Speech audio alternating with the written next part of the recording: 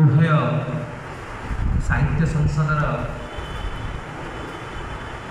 कर्मकर्ता श्रीयुक्त कालिंदी चरण नायक महाशय, श्रीयुक्त उमाचरण मिश्र महाशय, डॉक्टर लक्ष्मीनारायण दास महाशय, श्रीयुक्त विजय चंद्र मिश्र महाशय एवं मो सम्मुखें उपवेशन करिथिबा गंगाधर साहित्य को प्राणपणे भल पाउथुबा सुधी सज्जन मंडली, कवि लेखक एवं मोर युव प्रतिभावान बंधुगण, 163तम गंगाधर मेहेर जयंतीर आपण मानकु अशेष अशेष आंतरिक शुभकामना शुभेच्छा जनाऊँगी। आज मते उभय अनुष्ठान मोर प्रिय कवि गंगाधर मेहेर संपर्क में किसी आलोचना रखापी आपण मान गहन सुजोग देथिबारु सर्वप्रथमे उभय साहित्य अनुष्ठान निकट में मोर कृतज्ञता ज्ञापन करुछि एवं आपण माने मध्य शुणिबापी आतुरतार सहित एठारे उपवेशन करिथिबारु समस्तंकु मो अंतर भक्तिपूत नैवेद्य एवं नमस्कार धन्यवाद कृतज्ञता ज्ञापन करुछि। त्याग जार मूलभूमि अटे, आदर्शवाद जार महास्रोत, सेवा जार मनोवृत्ति, ईश्वर विश्वास जार संबल, सुनीति एवं सुरुचि जार संस्कृतिर आवरण अटे, विश्व को अमृतमय मन करिवा जार दृष्टिभंगी अटे, से आउ केही नुह, से होची मोर पुण्य भारतभूमि देवभूमि भारतवर्षर संस्कृति, से होची मोर भारतवर्षर आदर्श। मु एई पदटी कहिबा पूर्वरु आपण मानकु टिके सूचई दिए तार उद्देश्य जे आमे जहांक पाई आज शुणिबा पाई इच्छा प्रकाश करूछु, जो उत्कल मातांक सुयोग्य संतानंकर सारस्वत संभार विषय आज अनुसरण करने को जाऊछु, से समस्त भारतीय संस्कृति भारतीय परंपरा भारतीय आदर्शर एकनिष्ठ पुजारी थे। सी आउ कहीं नुहंती आमर प्रणम्य आजिर आलोच्य कवि रंगाजीव गंगाधर मेहेर। समग्र ओडिया साहित्य रे जदि गंगाधर साहित्य को आम परखिबा निरेखिबा विश्लेषण करिबा मनन करिबा चिंतन करिबा अनुसरण करिबा ताहाले हृदबोध हेब जे भारतीय समाज भारतीय संस्कृतिर एकनिष्ठ परम पुजारी होउछंती, परम साधक होउछंती, परम तपस्वी होउछंती, परम उपासक होउछंती आमर प्रिय कवि रंगाजीव गंगाधर मेहेर। तेणु हे मोर प्रिय सज्जन मंडली, मु आशा करुथली अनेक थिबे, अनेक लुड़ा नाही, एक आम पाई काफी। अल्प हेले मध्य आमे समस्ते गुणी गुणी गुणर आदर करे, तेणु संख्या बड़ कथा नुह, एठी आलोचना बड़ कथा, शुणिबा बड़ कथा। कवि गंगाधर मेहेर नैसर्गिक काव्य प्रतिभार एक अपूर्व काव्य बिंधाणी थिले समग्र ओडिया साहित्य। मु केवल से माटीर बोली कहूनी, मोर प्रिय कवि केवल से नुहंती, ओडिशार अगणित पाठकंकर अंतर को छुई जाउथुबा साहित्य होउची मेहेर साहित्य, गंगाधर साहित्य। जहांग साहित्य रे टोपाए मेंचाए मध्य काणीचाए मध्य आबिलता नहीं, छत्मता नहीं, कपटता नहीं, जी जहांग साहित्य मनीष जीवन कथा कही, माटीर कथा कही, जातिर गीति गाई, से हेउची मेहेर साहित्य। हे मोर प्रिय सज्जन मंडली, आज आपण मानू से साहित्य विषय अनेक जना कथा कहबी, अनेक अजना कथा मध्य कहबी।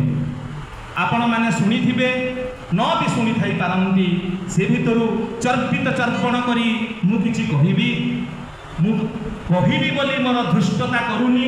गंगाधर साहित्य अगाध समुद्र अटे, ज्ञानर भंडार अटे। आमे जेते परखिबा, जेते निरेखिबा, जेते अनुसरण करिबा, सेते सेते दिग बाहरिब गंगाधर साहित्यर।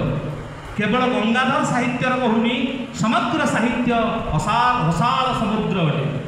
समस्त सारस्वत साधक आम पूजनीय अटंती, वरेण्य अटंती, नमस्य अटंती। तेणु तांकर ज्ञान को मापी पारिबानी आमे। केवल आज तांकर जन्म जयंती पालन अवसर में आमे तांकर स्मृति चारण करिबा, तांकर साहित्यर सौरभ को आमे आस्वादन करिबा। प्रिय सज्जन मंडली, मु कहूली कथा छल भारतीय संस्कृतिर एकनिष्ठ पुजारी थिले गंगाधर। आपण जदि गंगाधर साहित्य पढ़िबे ताहेले निश्चित भाव में अनुभव करिपारिथिबे जे गंगाधर साहित्य रे कौन अछि। आज गंगाधर साहित्य पठनर प्रासंगिकता केते। एकविंश शताब्दीर उत्कलीय समाज पाई, भारतीय समाज व्यवस्था पाई, जोटी भारतीय मूल्यबोध र अवक्ष घटिलाणी, नष्ट विनष्ट हो गलाणी भारतीय संस्कृति परंपरा, सेठी आज निश्चित भाव में गंगाधर साहित्यर पठनर आवश्यकता रही। मु आम ओडिशार जड़े वरेण्य सारस्वत साधक जी गंगाधर साहित्यर महिमा को महानता को स्वीकार कर मुक्त कंठरे लिखिंट। सी होती ओडिया भाषार कला कोणार्क, पूर्णचंद्र ओडिया भाषा कोशर प्रणेता गोपाल चंद्र प्रहराज। गोपाल चंद्र प्रहराज से कहते आज्ञा माने गुणी गुणर आदर करे, गुण चिन्हे गुणिया, सुना चिन्हे बणिया। एही न्याय से दिन राधानाथ ठारू आरंभ करी मधुसूदन राव, भक्त कवि मधुसूदन राव, पल्ली कवि नंद किशोर बल, व्यास कवि फकीर मोहन सेनापति ठारू आरंभ करी गोपाल चंद्र प्रहराज पर्यंत ओडिशार अनेक विज्ञ प्राज्ञ कवि लेखक सारस्वत साधक गंगाधर साहित्यर भूरी भूरी प्रशंसा करिसंती। ताहा होची गंगाधर साहित्यर महानता। ताकू आमे मु आपनक सम्मुखरे टिके रखिबी एवं गंगाधर साहित्यर सौरभ, तार महत्व, तार गांभीर्य, तार महानता को मु आपनक निकटरे उपस्थापन करबा को चाहे।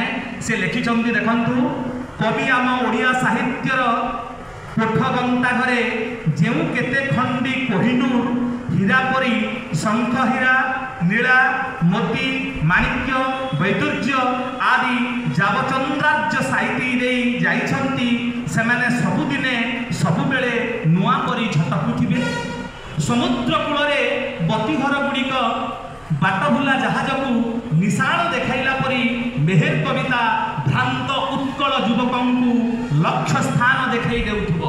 आउ थरे धाड़ी कहूची, समुद्र कूलरे बतीघर गुड़िक बाटभुला जहाज को निशाण देखाइला परी मेहेर कविता भ्रांत उत्कल युवकों लक्ष्य स्थान देखाई देउथिबो। आज वर्तमान परिप्रेक्षी रे आमे जदि विचार करिबा, आमर युव समाजर मती आ गति आधुनिकता नारे, पाश्चात्य सभ्यता शिक्षा आदर्श संस्कृति नारे किपरि छिन्न विछिन्न हो जाइछि। आमर युव शक्ति किपरि हीनबीर्ज हो पड़िछंती। भारतीय संस्कृति परंपरा जीवनबोध किपरि विकलांग हेबाक बसिलानी। परिवार समाजवाद नष्ट विनष्ट हो गलानी। आपण माने ताहा मर्मे मर्मे प्रतिदिन अनुभव करुथिबे। गंगाधर साहित्य आजिर उत्भ्रांत विशृंखलित नीतिविहीन विचारविहीन युव समाज पाई निहाती आवश्यक।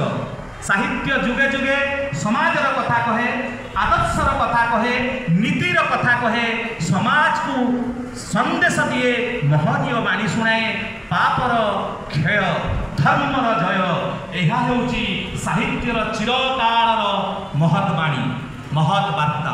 जेकोसी जुगर साहित्य होना कहीं साहित्य चिरकाल मानव जीवनर वर्णना करिब, माटीर जय गीति गाइब, मनीष पणियार जय गीति गान करिब, मानविकतार जय जयकार करिब। साहित्य समाज को सुसंदेश देव, श्रृंखलित करिब, समाज को सुंदर करिब। एक सुस्थ सुंदर समाज गढ़िबा पई साहित्यर भूमिका अतुलनीय।